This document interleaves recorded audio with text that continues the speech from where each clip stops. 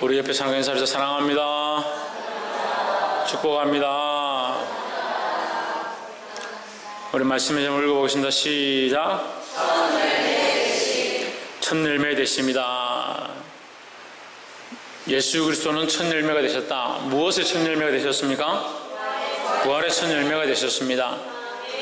그래서 하나님의 일에 땅에 떨어져 썩어야 많은 열매를 맺는 것 같이 인자도 그러하다 했습니다. 예수님이 죽으심으로 열매를 맺게 되었다라는 거죠. 그래서 우리도 열매를 맺고자 한다면 죽어야 하는 거죠. 예수님이 부활의 열매를 맺었습니다. 죽었기 때문에 부활이 있는 것이죠. 죽지 않는데 어떻게 부활이 있겠습니까? 죽는 자에게 부활이 있다라는 거예요. 그래서 주와 함께 죽는 자, 어떻게 죽느냐? 십자가에 죽는 것이다. 어떻게 십자가에 죽느냐? 자기를 부인하고 죽는다. 또 죽어야 되는 줄 알고 십자가에 져야 되는 줄 아는데 부활은 하긴 해야 되는데 어떻게 죽는지 모르는데 아무도 안 죽었네. 자기 정과 욕심을 십자가에 못 박는 거죠. 정과 욕심을 십자가에 못 박는 것은 곧 다른 말로 하면 옛 사람을 십자가에 못 박는 것이다 하는 거죠. 그런데 우리가 옛 사람을 십자가에 못 박았는데 역시 여전히 육신이 우리에게 있어서, 역시 여전히 육신에 살고 있어서 우리가 이것과 싸운다는 거예요. 육신의 욕망대로 살고자 하는 나와 하나님의 뜻을 쫓아가고자 하는 내가 내 안에 싸운다는 거예요. 우리가 어느 것이 옳은 줄 알잖아요. 어느 게 맞는 줄 알잖아요. 어느 것이 양심에 합당하고 어느 것이 하나님의 뜻인 줄 안다면 그걸 선택해야 되는데 참 목이 곧은 백성이 돼요. 목이 곧다는 게 목에 기버스를 했다는 게 아니라 목이 곧아서 이것에 순종하지 않는다는 거예요. 하나님 말씀에 순종하지 않고 이게 틀린 줄 알고 이게 양심에 거리끼는 줄 알고 이게 합당하지 않은 줄 알면서도 계속 그렇게 해나가는 거예요. 이거 언제 십자가에 죽겠냐? 참 걱정이에요. 옆에서 한번 보시죠. 우리가 언제쯤 십자가에 죽겠습니까? 그걸 내가 죽어야 되는데, 내가 죽어야 주가 사시죠. 내 자존심과 내 욕망과 나를 사랑하는 것과 내 기준과 내가 옳다라고 생각하는 그게 죽어야 주님이 사시는데 결국 나는 뭐하고 있냐? 나를 죽이지 못하니까 주의 뜻대로 사는 게 아니고 내 뜻대로 살고 있다. 그러니까 뭘 맺을 수 없습니까? 열매를 맺는데 부족하다라는 거야.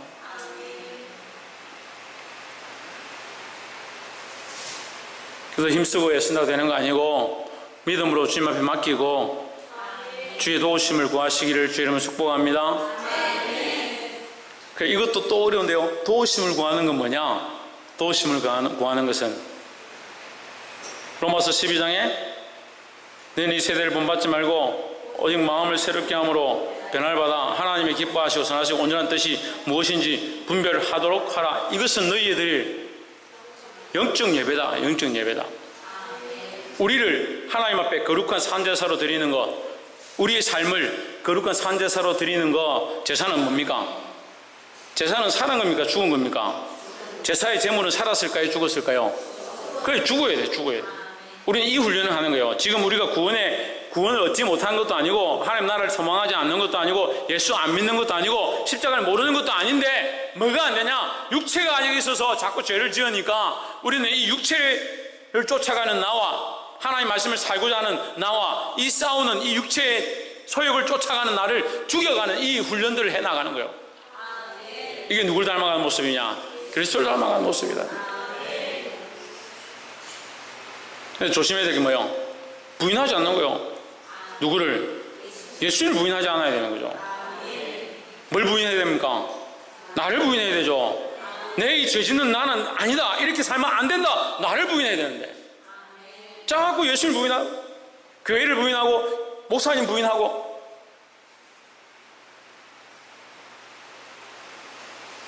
볼 수 있기를 주의 이름으로 축복합니다. 15장 12절에 그리스도께서 죽은 자 가운데서 다시 살아나셨다 전파되었거늘 했습니다. 우리는 뭘 전파하느냐? 어떤 복음을 들었느냐? 어떤 복음에 대해서 우리가 믿고 있느냐? 그리스도의 살아나심, 그리스도의 부활에 대해서 들었다. 하지만 너희 중에서 어떤 사람들은 어찌하여 죽은 자 가운데서 부활이 없다 하느냐? 죽은 자 가운데서 부활이 없다는 것은 산자는 부활한다라는 것을 믿는 부류도 있다는 거야. 산자만 부활한다. 죽은 자는 부활하지 않는다. 이 원어의 말 기록된 이 한글의 말로 표현이 안 돼요. 이게 다 부활이 없다라는 주장이 육체의 부활이 없다, 죽어서 부활이 없다 이런 뜻인지 모르는 거예요. 몰라. 근데 정확한 것은 뭐예요? 죽은 자에 대한 부활이 없다라고 하는 거야. 산자가 부활한다라고 믿는 사람도 있을 수 있습니다. 어쨌거나 죽은 자의 부활이 없다. 그럼 뭘 부인하는 거예요? 예수님을 부인하는 거예요. 예수님을.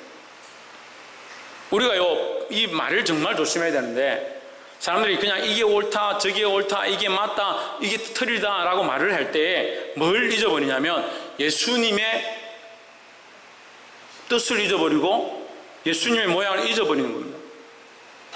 부활이 없다라고 얘기하면 우리는 부활이 있는지 없는지 잘 모르겠다, 부활이 없다 잘 모르겠다 한다고 해서 구원을 얻지 못하고 구원을 얻고의 관계는 없는 거예요. 하지만 좀 더 들어가 보면요, 예수님이 부활이 없다 이렇게 말해버리면 뭐가 되는 거예요? 결국 이것은 예수를 부인하는 게 되는 거죠. 그러니까 우리가 입술로 부활이 없다라고 하는 것이 죄가 아닌 것처럼 보이지만 좀 더 들어가면 우리가 바라보는 이가 그리스도라면 우리가 이 말한 것은 그냥 우리끼리 부활이 있니 없니 우리끼리 뭐가 옳으니 그러니 한 말이지만 결국 그리스도인으로서 해서는 안 될 말들 한 거예요. 그래서 우리가 말하는 것이 그냥 말하는 것처럼 보일지라도 우리가 그리스도인이기 때문에 말하는 것들을 주님 앞에서 조심해야 한다는 겁니다. 13절에 만일 죽은 자의 부활이 없으면 그리스도도 다시 살지 못하셨으리라 했습니다. 그리스도께서 부활하신 것은 뭡니까? 사실인 거죠. 우리 뭘 믿습니까? 이 그리스도의 부활을 믿습니다. 14절 그리스도께서 만일 다시 살지 못하셨으면 우리의 전파하는 것도 헛것이요 또 너희 믿음도 헛것이며 했습니다. 그냥 단순하게 처음에는 부활이 없다, 뭐 죽은 사람이 어떻게 살아나겠냐 이렇게 말한 것이지만 그 말의 결국은 뭐냐? 그리스도를 부인하는 게 된다. 그 말의 결국은 뭐냐? 믿음을 부인하는 것이 된다. 그럼 너희는 뭘 믿느냐? 뭘 하고 있느냐? 이런 얘기가 되죠. 근데 우리가 이런 실수를 안 하는 것 같은데 너무 많이 해요. 너무 많이 해요. 때로는 너무 믿음 없는 말을 하는 거예요. 자기 상황에서 자기 입장에서 그런 말을 할 수 있다고 쳐요. 그런 상황에서 그런 말을 할 수 있다 쳐요. 그런데 결국 우리는 누구냐? 그리스도인이요. 우리는 누구냐? 하나님의 자녀인데 하나님 자녀가 하지 말아야 될 말들을 하는 거예요. 그리스도인이 했으나 안 될 말들을 하는 거예요. 자기 상황에서 서로 얘기를 하다가 죽은 사람이 어떻게 살아나겠냐 이렇게 말했다 합시다. 그 말이 안 믿는 사람들이나 친구들하고 얘기할 때 그게 무슨 문제가 되겠어요? 하지만 그것은 결국 누구를 부인하는 게 되냐? 그리스도를 부인하고 그 믿음을 부인해버린 게 된다. 그래서 우리가 이것을 잘 보아야 한다는 거예요. 15절에 또 우리가 하나님의 거짓 증인으로 발견되리니 우리가 하나님이 그리스도를 다시 살리셨다고 증거하였음이라. 그리스도를 다시 살렸다고 증거했는데 너희가 부활이 없다라고 하면 너희는 거짓말쟁이가 아니냐. 그러니까 우리는 다 어떻게 된다? 우리는 다 어떻게 된다? 살아난다. 부활한다는 거죠. 다시 살리셨다고 증거하였음이라. 만일 죽은 자가 다시 살아나는 일이 없으면 하나님이 그리스도를 다시 살리지 아니하셨으리라 했습니다. 자, 우리가 여기서 조금만 더 봅시다. 그리스도의 부활은 우리에게 뭘 보여주냐? 죽은 자의 살아남을 보여준다는 거죠. 그리스도의 부활이 왜 중요하냐? 그리스도의 부활이 왜 중요하냐?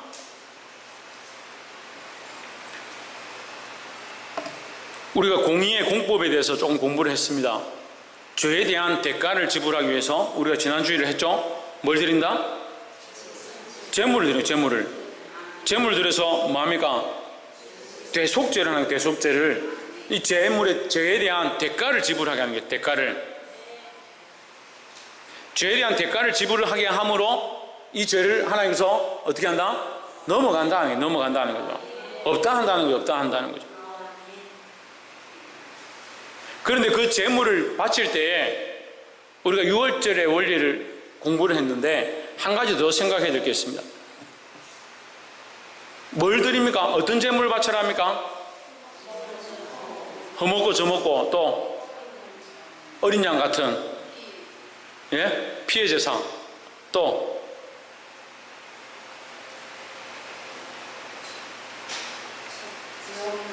대속 제물로 드릴 때 가장 드려야 될 큰 조건이 있습니다. 제 눈을 피한다고 안 물어볼 건 아니고, 첫째죠, 첫째. 장자. 첫째를 드리고, 첫 수양과 암소를, 염소를 드리고, 첫째 난 것, 첫 열매를 드리고, 그렇죠? 자, 첫 열매를 드렸다. 왜 첫 열매를 드릴까? 처음 난 게 좋아서? 저는 둘째가 더 좋던데. 아니, 자식 둘째 말고.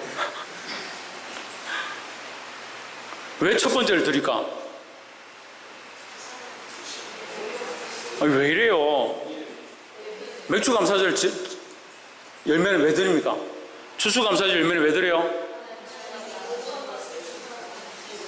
하나님 주신 거니까 거기서 제일 귀한 것들 드리는 거죠. 그건 대표성이죠, 대표성.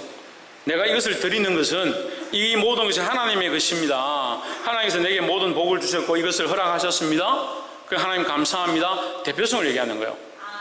그렇죠? 우리가 제물을 드리는 것은 우리를 대신해서 그 제물을 드리는 의미도 있지만 이 제물의 장자나 첫째를 드리는 것은 이 모든 것의 대속에 대한 대표성을 얘기하는 거예요. 그래서 우리 집안의 첫째를 하나님께 드립니다 하는 말은 우리 자녀들 다 하나님 뜻대로 살기 원합니다 라는 의미로 드리는 거죠. 10의 1을 드리는 것도 또한 이 모든 것이 하나님 주셨습니다. 하나님의 창조에 하나님의 축복에 감사합니다 하고 첫째 11조를 하나님 드리는 거예요. 그게 하나님의 것이라는 거죠. 그러니까 우리가 제사에 대속제물로 첫 번째를 드렸다. 누가? 예수 그리스도가 첫 번째 제물로 드린 바 되었다라는 거죠. 대표성을 얘기하죠. 예수님이 대표로 드려진 바 되었습니다. 그래서 예수님 다시 뭐 하셨습니까? 부활하셨죠. 할렐루야. 부활해서 또한 이 뭘 가집니까? 대표성을 가지는 겁니다. 이걸 뭐라고 합니까? 첫 열매 되십니다 하는 거예요. 부활의 첫 열매 되셨다. 부활의 대표성을 가지셨다라는 거예요. 그래서 우리는 주와 함께 제물로 죽으면 주와 함께 다시 살 것이다라는 거죠. 우리가 영적 예배가 뭐냐? 우리의 드릴 영적 예배가 뭐냐? 나를 하나님 앞에 영적인 산제사로 드리는 거. 육체를 따르지 아니하고 세상을 따르지 아니하고 내게 있는 것들을 끊어버리고 죽여가면서 하나님 앞에 거룩한 산제사로 드리는 거. 이게 영적 예배라는 거예요. 이 영적 예배를 드리는 자, 죽어진 자, 자기를 부인한 자 어떻게 되느냐? 이 부활에 참여하는 겁니다. 예수님이 대속제물로 첫 십자가를 지고 모범의 길을 가신 것처럼 그가 부활하신 이 첫 열매가 되셨던 것처럼 우리가 십자가를 지고 주님이 가신 길을 따라가는 거. 이게 뭐냐? 이게 산제물이 되는 거예요. 우리도. 그래서 우리도 그와 함께 십자가를 지고 영문 밖으로 나갈지니라 했습니다. 우리가 영문 밖에 나가야 되는 거예요. 십자가를 지고 이 세상 밖으로 나가야 되는 거예요. 할렐루야. 16절에 만일 죽은 자가 다시 사는 것이 없으면 그리스도도 다시 사신 것이 없을 터이요. 17절 그리스도께서 다시 사신 것이 없으면 너희의 믿음도 헛되고 너희가 여전히 죄 가운데 있을 것이요. 18절 또한 그리스도 안에서 잠자는 자도 망하였으리니 19절 만일 그리스도 안에서 우리의 바라는 것이 다만 이생뿐이면 모든 사람 가운데 우리가 더욱 불쌍한 자리라 했습니다. 자, 이 했던 말을 왜 계속 반복하겠습니까? 그만큼 부활의 이 사실이 중요하고 명백하다는 거예요. 우리의 믿음에요, 우리의 신앙에, 우리의 소망에 뭐가 확실히 있어야 되냐? 부활에 대한 확실히 있어야 돼요. 내가 하나님 나라 가고 싶습니다. 근데 부활에 대한 소망이 없어. 그럼 죽은 시체로 가요, 하나님 나라에? 부활에 대한 소망이 있어야 돼. 부활에 대한 소망. 나를 다시 살릴 줄을 믿는 믿음을 가져야 되는 거예요. 천국에 가서 믿음의 선진들, 믿음으로 함께 하던 선배들, 우리가 만나보지 못했지만 믿음의 원자폭탄, 사랑의 원자폭탄, 주기철 목사님, 그런 순교자들 하나님 나라 가면 만나고 싶습니다. 저는 만나고 싶어요. 만나보고 싶어요. 전 주기철 목사님 꼭 만나보고 싶어요. 발바닥 한번 보려고. 못이 나와 있는 그 철판 위를 걸어갔다 하는데 발바닥 한번 봤습니다.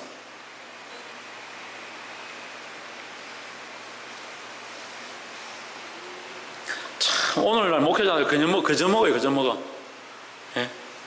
일제시대 때 못이 나와 있는 그 철판 위를 걸어가고 그렇게 하면서도 주님을 찬송하고 온갖 고문을 당하면서도 주님을 찬송해요. 그 고문이 어디 있어요, 요즘? 고문이 어디 있어요? 얼마나 편합니까, 생각하기.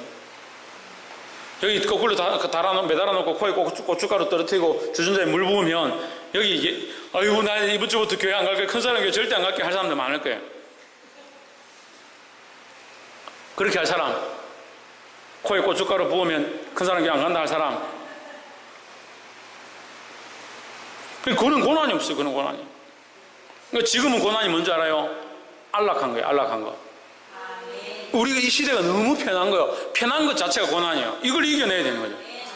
편한 것을 이겨내는 게 우리의 믿음의 싸움인데 그냥 편하게 살려고 하는 거예요. 내가 좀 고생했으니까 내 자식들은 더 편하게.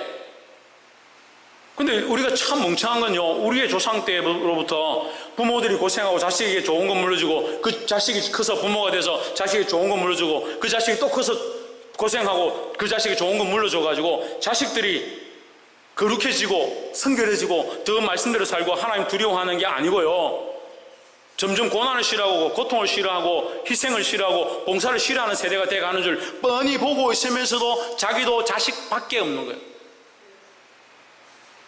그럼 뭐가 되라고요? 부모님들보다 내가 믿음이 못하고 부모님들보다 내가 고난에 기뻐하지 않았고 주를 위한 십자가의 길을 가지 않았고 내가 희생하지 않았는데 그래도 부모님 나에게 이렇게 했구나. 나는 자식들한테 더 하는 거예요. 자식들은 더 모르겠죠. 고난도 모르고 십자가도 모르고. 조금만 힘들어 보세요. 다른 교회 간다 하지.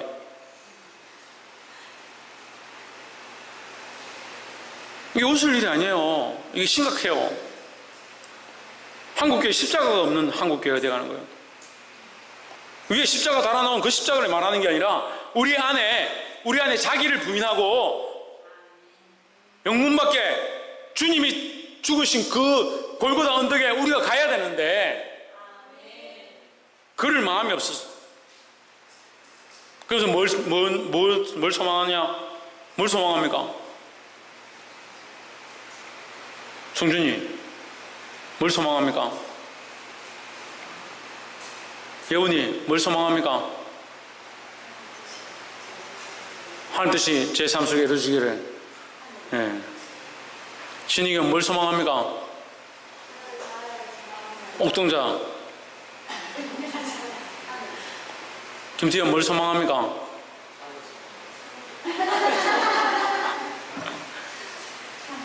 홍진은 뭘 소망합니까?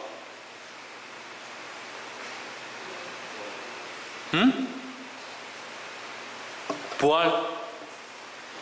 그래, 부활을 소망해야지. 부활을 소망해야 되죠. 아니 지금 제가 이 정도 설교를 이 정도 했으면 다 알아들어야 되는데 왜 부활이 안 나오냐면요, 여러분 앞에가 하나도 지금 안 되니까 부활이 안 나오는 거예요. 전에도 한번 얘기했죠. 청년들이 서가지고 마라나타 막 눈물을 뚝뚝 흘리면서 마라나타 찬송하길래 너 마라나타 뜻을 알고 찬송하냐? 제가 불러가지고 너희들 마라나타 뜻을 알고 찬송하냐? 아멘 주에서 어서 오시옵소서. 지금 주님이 당장 오신다면 너의 주를 위해서 달려온 십자가의 길이 뭐가 있냐? 주님이 당장 오신다면 네가 살려야 될, 너희들이 살려야 될 그 영혼들 다 어떻게 할 거냐? 주님이 당장 여기 오신다면 주를 위해 살아온 고난의 흔적들이 어디에 있냐고는, 고난의 흔적도 없고 십자가를 친 모양도 없고 내가 살려야 될 수많은 영혼 죽어가고 있는데 그냥 내버려두고 나는 부활한다. 이게 소망이 연결이 안 되는 거예요. 찬양을 하고 있지만 오늘 찬양이 너무 좋아가지고. 예. 좀 왜 그러지 할게요. 좀 이렇게 은혜스럽고 뜨거울 때 계속 좀 하면 좋아요.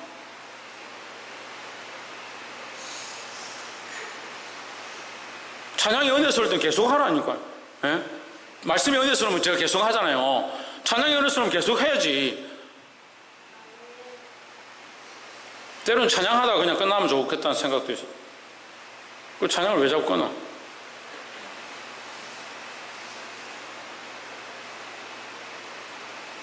주님이 지금 오신다면 나는 부활하겠구나, 나는 영원한 생명을 얻겠구나. 지금 소망이 뭐냐? 부활이다. 자신있게 얘기할 사람들이 몇 명 되냐고. 자기가 당장 지금 죽어도 부활하겠다 자신 있는 사람 손 들어보세요. 이거밖에 안 돼요? 내리시고.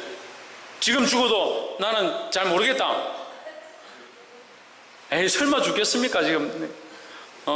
자동차가 뒤집어져도 펜벨트 끊어져도 죽긴 하겠습니까? 요새 워낙 요즘 사람들이 잘 안 죽으니까.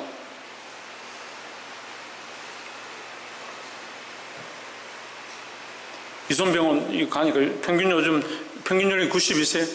예? 좀 더 있어 보세요. 이제 100세 옵니다. 100세. 제가 잘못하면 목회하다가 120세 이런 분들이 앉아서 목회하는 거 보는지 모르겠어. 지금 당장 목에 칼이 들어와도 내가 지금 당장 죽는다 하더라도 나는 당장 부활할 것이다. 이 소망을 든든히 가져야 되죠. 어떻게 하면 가집니까? 또 보세요. 지금 제가 지금 이제껏 얘기했는데,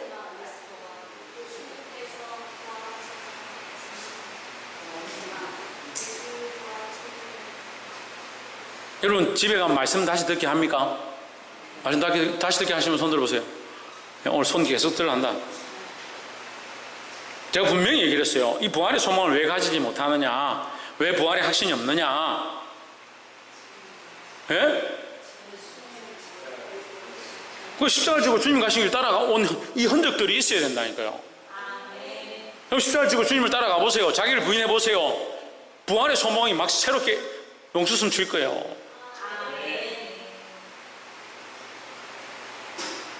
주님과 함께 죽으면 주와 함께 살 것이다. 죽지 않았는데 살려고 하는 거예요. 죽지 않았는데 살려고 하는 거예요.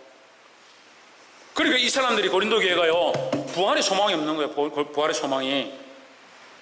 은사가 그렇게 넘치고 성령의 역사가 그만큼 넘치는데 부활의 소망이 없는 거예요. 왜 없느냐? 부활이 없다. 부활이 어디 있냐? 심지어 그렇게까지 말하는 거예요. 왜? 고난받고 주를 위해 살아온 흔적들이 없으니까, 십자가를 지고 죽기까지 충성한 모양들이 없으니까, 번제로 드려져야, 대속제물로 드려진 주님을 따라 그 십자가에서 함께 죽어야 주와 함께 부활하는 부활의 영광을 바라볼 수 있다는 거예요.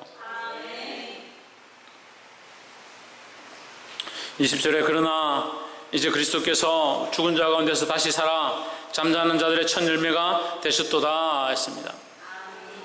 예수님이 잠자는 자들의 첫 열매가 되셨다. 죽은 자들의 첫 열매가 되셨다. 그럼 우리도 죽으면 살 것이라는 거죠. 어디 안에서? 그리스도 안에서. 그리스도 안에서 뭘 죽이냐? 주를 따라가고자 하는 열정을 죽이냐, 믿음을 죽이냐, 그게 아니라 내 정과 욕심을 십자가에 못 박아야 되는 거예요. 21절, 사망이 사람으로 말미암았으니 죽은 자의 부활도 사람으로 말미암는도다 했습니다. 고린도서 15장 21절은 로마서의 말씀 강해를 좀 함축해 놓은 거예요. 사망이 한 사람으로 말미암았으니, 한 사람은 아담을 얘기하는 겁니다. 죽은 자의 부활도 한 사람이, 이것도 아담입니다. 근데 이 첫 번째 아담은 불완전한 아담이고, 두 번째 아담은 예수 그리스도를 상징하는 거예요. 사망이 한 사람으로 왔다. 아담으로 말미암아, 아담이 불완전한 게 아니었지만 그가 선택을 잘못해서 사망이 오게 되었다. 죽은 자의 부활도 한 사람, 예수 그리스도로 말미암아 오게 되었다라는 거죠. 22절, 아담 안에서 모든 사람이 죽은 것 같이 그리스도 안에서 모든 사람이 삶을 얻으리라. 아담으로 말미암아 죄가 들어오고, 죄로 말미암아 뭐요? 사망이 들어왔죠. 죄의 삭은 사망인데 아담이 그걸 선택한 거죠. 그래서 그것이 온 인류에 미쳤습니다. 그런데 그리스도에게서 우리에게 선택할 기회를 주는 겁니다. 또 다른 선택의 기회. 믿음으로 선택할 때에, 하나님의 은혜를 선택할 때에 영원한 생명이 있는 줄 믿습니다. 23절, 그러나 각각 자기 차례대로 되리니 먼저는 첫 열매인 그리스도요. 자, 차례, 무슨 차례? 부활의 차례, 부활의 순서입니다. 부활의 순서. 차례라 하면 잘 이해 안 되니까 순서. 부활의 순서는 이렇다. 먼저는 첫 열매인 그리스도. 예수 그리스도는 첫 열매로 첫 번째 부활하셨죠, 이미? 다음에는 그가 강림하실 때 그리스도에게 속한 자. 강림하실 때 그리스도에게 붙어 있는 자가 아니라 그리스도 안에 속한 자는 주님이 강림하실 때에 부활한다는 얘기죠. 그럼 우리는 어디에 속한 자가 되느냐? 그리스도에게 속한 자가 되는 거예요. 그럼 그리스도에 속한 자 반대말은 뭐예요? 천정아 집사님? 신성경. 그렇죠. 세상에 속한 자죠. 세상에 속한 자. 그리스도에 속한 자 반대말은 세상에 속한 자예요. 신이경, 그리스도에 속한 흔적이 뭡니까? 할렐루야. 그리스도에 속한 흔적이 십자가의 흔적이라고요. 그리스도에 속한 사람은 넓은 길을 갈까요? 좁은 길을 갈까요? 좁은 길이 어떤 길일까요? 협착.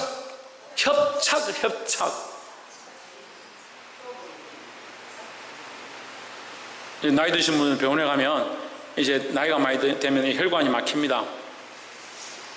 거기 협착이죠, 협착. 그 의사들이 협착이라고 합니다. 이게 막히가 피가 안 통하는 거예요. 막히면 어떻게, 막히면 못 지나가죠. 우리가 찾는 길은요, 우리가 가고자 하는 길은요, 그리스도께서 가신 길인데요, 찾는 이가 별로 없을 분들은 달라붙어서 지나가기 힘들다. 지나가기 힘들다. 통로가 좁은 정도가 아니고요, 협착이요. 붙었다는 거예요. 근데 그 길도 어떻게 갑니까? 주님이 인도하시면 가죠. 그래서 어디 속해야 된다? 그리스도에게 속해야 된다. 다윗이 이 말씀을 아는 것 같아요. 내가 사망의 음침한 골짜기로 다닐지라도 해를 두려워하지 않을 것은 주의 지팡이와 막대기가 나를 안위하시나이다 했습니다.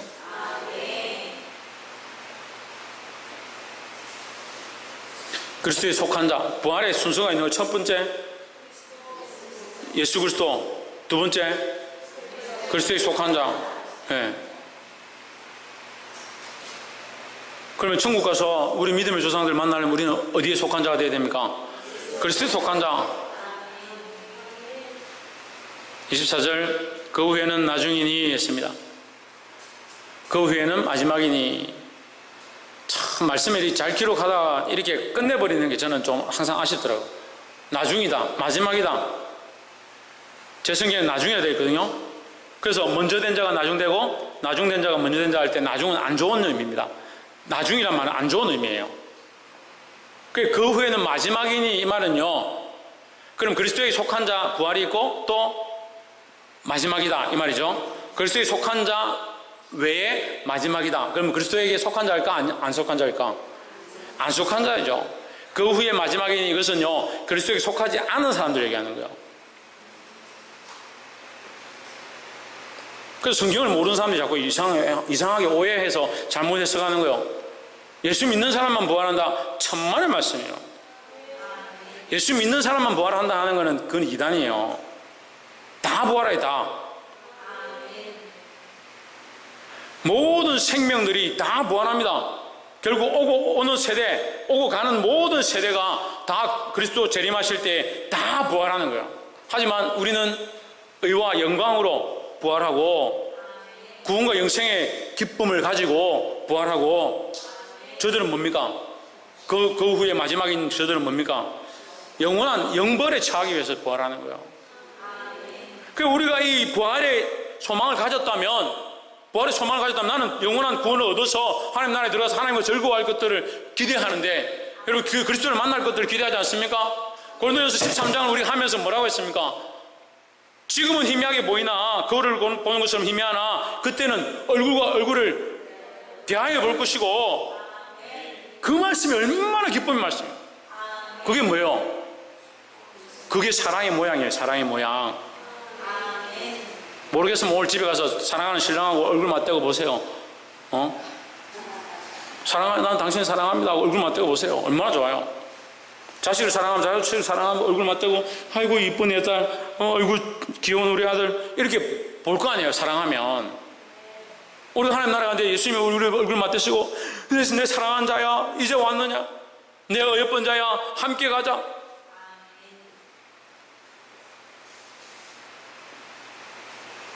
그 아가서 말씀이 얼마나 은혜스러워요. 우리가 인간적인 모습들을 가지고 있으니까 아가서가 잘 이해가 안 되지만 아가서는 그리스도가 우리를 사랑하시는 연애 편지예요. 우리를 사랑하시는 모양. 솔로몬이 슐라미 여인을 향해서 사랑의 고백을 하는 게 아가서인데요. 그 예수님이 우리를 향하신 그 사랑을 표현하고 있는 게 아가서예요. 그 성경은 뭡니까? 하나님이 우리를 향한 사랑의 편지예요. 사랑의 편지. 그 하나님 나라에 가서 우리가 주님의 얼굴과 얼굴 맞대고 보는 그 사랑, 그 기쁨을 고대하고 있는데 나는 주님을 만나서 기쁘고 즐겁고 내가 사랑했던 가족들, 내 친척들 예수 안 믿어가지고 부활하긴 했는데 살아났는데 저 지옥에 가가지고 아브라함이여 나에게 나사로를 시켜서 물 한 모금 찍어서 혀에 좀 대주시면 안 되겠습니까?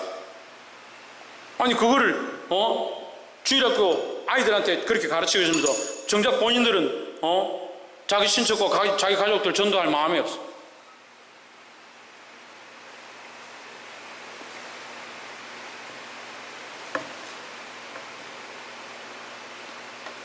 이 말씀을 제가 신학적으로 얼마나 풀어가지고 여러분한테 해석해 준들 믿음으로 받지 않고 현실에서 생명 살리고자 영혼들을 함께 구원의 길로 이끌고자 그런 소망이 없다면 뭘 하고 있는 거예요?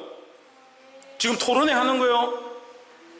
그냥 무임 강사니까 돈 받지 않고 돈 내지 않고 그냥 와가지고 시원한 에어컨 밑에서 30분 동안 강의 듣고 그냥 집에 가는 거예요? 말씀이 들어와서 아멘 되어지고 내 마음에 새겨져서 그것이 현실이 되고 실제가 되어야 되죠.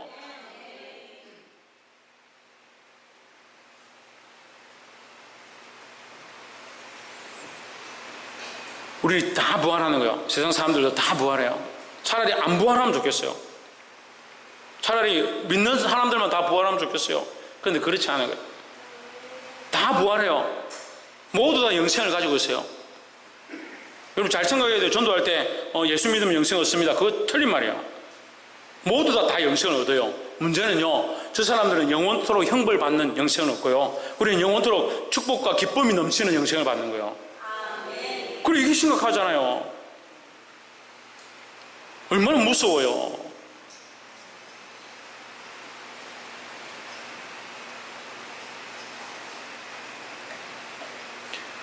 복이 되기를 주 이름 축복합니다. 그 후에는 마지막이니 그가 모든 통치와 모든 권세와 능력을 멸하시고 나라를 아버지 하나님께 바칠 때라 하십니다. 모든 통치와 모든 권세와 능력, 이 세상 나라를 얘기합니다. 세상 나라를 결국 멸하시고 그것을 아버지 하나님께 바칠 것이다, 무릎 꿇게 할 것이다 라는 거죠. 이걸 뭐라고 합니까? 이걸 심판이라는 거예요. 주님 오셔서 모든 권세를 멸하고 하나님께 나라를 드린다 라는 겁니다. 25절, 제가 모든 원수를 그 발 아래 둘 때까지 불과 불 왕노릇 하시리니, 누가? 예수님께서 왕노릇 하실 것이다. 26절, 맨 나중에 멸망받을 원수는 사망이라 하십니다. 맨 마지막에 멸망받을 원수가 누구다? 사망이다. 사망이 왜 멸망당하느냐? 사망이 왜 멸망당합니까? 다시 죽음이 없기 때문에요. 그리스도를 믿고 영생을 얻은 우리에게 뭐가 없어지냐? 사망이 없어지는 거죠. 사망이 없어지니까 사망이 있을 이유가 없는 거예요. 죄의 삭은 사망인데 죄가 없어져 버리죠. 그리스도의 십자가의 은혜로 죄가 없어지죠. 우리가 모두 다 구원을 얻죠. 그럼 죄의 실존 자체가 필요 없어지는 거죠. 죄의 실존이 필요 없으니까 그 싹인 사망도 필요 없어지는 거예요. 존재가 없다는 거예요. 존재 자체가.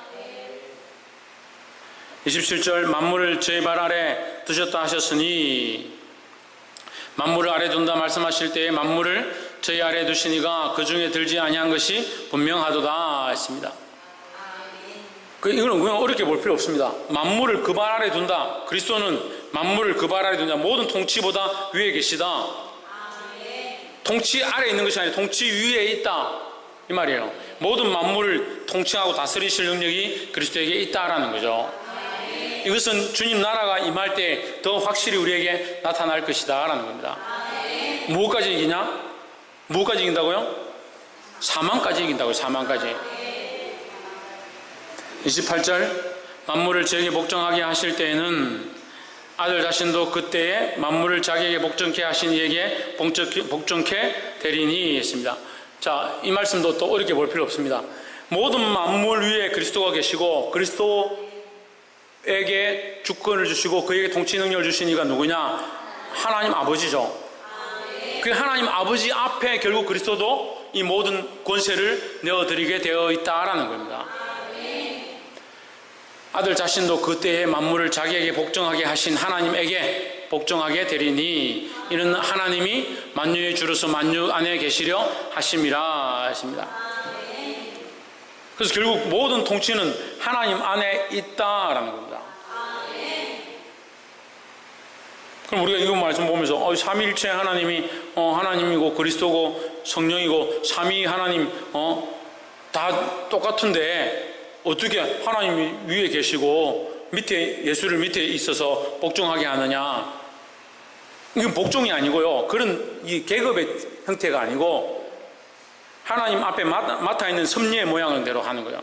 그리스도에게 통치 영역을 줬기 때문에 심판과 마지막 이 모든 형벌에 대한 문제들을 그리스도께서 하시고 난 다음에 다시 하나님께 이게 하나님 나라를 드리는 거예요.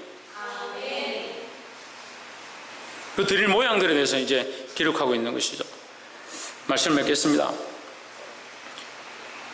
그리스도의 강림하실 때 23절 보면 그리스도 강림하실 때라는 기록되고 있습니다. 그래서 이 밑부분들은 그리스도 강림하신 그 뒤에 심판과 하나님 나라에 대한 모양을 지금 얘기하고 있는 것이다 라는 겁니다.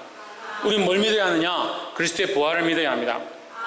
그리스도의 부활을 믿는다면 뭘 하고 있어야 되느냐? 십자가를 지고 고난을 당하기를 기뻐하고 주님의 이름을 전파하며 주를 위한 산제물로 드려지는 삶을 살아야 하는 겁니다. 옆에서 한번 보십시오. 우리의 삶을 하나님 기뻐하시는 거룩한 산제물로 드립시다. 할렐루야. 우리가 로마서 12장 말씀을 할 때도 나눴지만 우리가 제물로 드려지는 것은 죽은 것을 얘기하는 겁니다. 죽여야 되는 거죠. 나를 죽이고 나를 쳐서 복종케 하는 이 모양을 죽은 제물인데, 그런데 하나님은 이 죽은 제물을 뭐라고 하신다? 산 제사라고 받으신다는 거예요. 그래서 우리는 죽고 주가 사는 역사, 내가 온전히 죽어질 때에 내가 주인 되었던 모양들을 내려놓을 때에 주님이 사시고 주님이 주인 되시는 이 거룩한 역사가 우리 안에 일어날 줄 믿습니다. 이 모든 것을 믿고 이 부활의 영광을 바라보고 믿음으로 싸워 고난을 이기는 저와 여러분 되기를 주의 이름으로 축복합니다. 기도하겠습니다.